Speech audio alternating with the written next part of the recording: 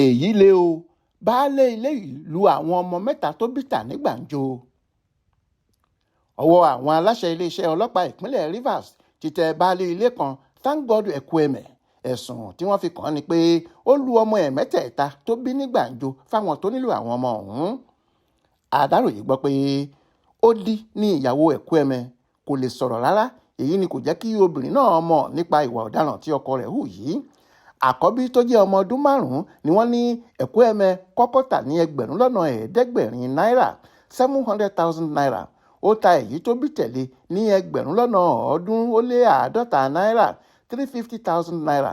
Nígbà tó ta àbígbẹ̀yìn ní náírà 500,000 naira, tí àpapọ̀ owó tó ta gbogbo àwọn ọmọ títà sì jẹ́ mílíọ̀nù 1.5 náírà.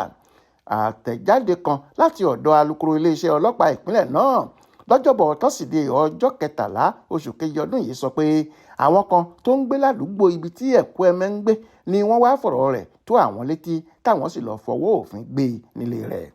Nínú ọ̀rọ̀ rẹ̀ lákòókò tí wọ́n ń ṣàfihàn rẹ̀ fáwọn oníròyìn, baálé ilé náà ní ikọ̀ àwọn elétò ààbò kan tí wọ́n ń pè ní Allspark tó wà nílùú Omerelu níjọba ìbílẹ̀ Ikwere nípínlẹ̀ náà ni wọ́n wá mú òun lákòókò tóun fẹ́ ta àbígbẹ̀yìn òun fún oníbàárà òun, tí wọ́n sì fa òun lé DPO tẹ̀sán Ilele èyí tó wà lágbègbè ọ̀hún lọ́wọ́ kó tó di pé kọmíṣánná ọlọ́pàá ìpínlẹ̀ náà ní kí wọ́n taari òun lọ sí olú iléeṣẹ́ ọlọ́pàá ìpínlẹ̀ wọn.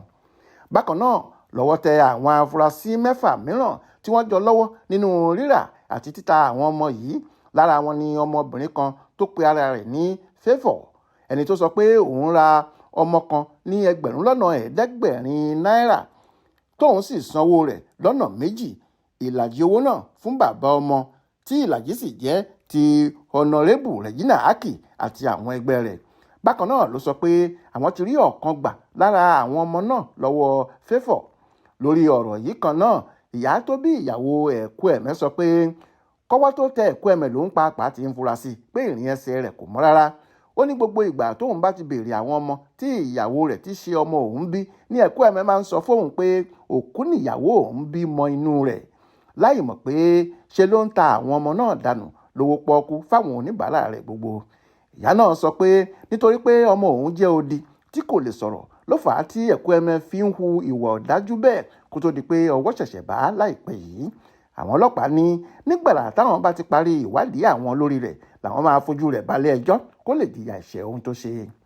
Adéwálé Adéoyè àti Jamiu Àbáyọ̀mí ló ṣàkójọpọ̀ ìròyìn ọ̀hún fún Aláròyé online television.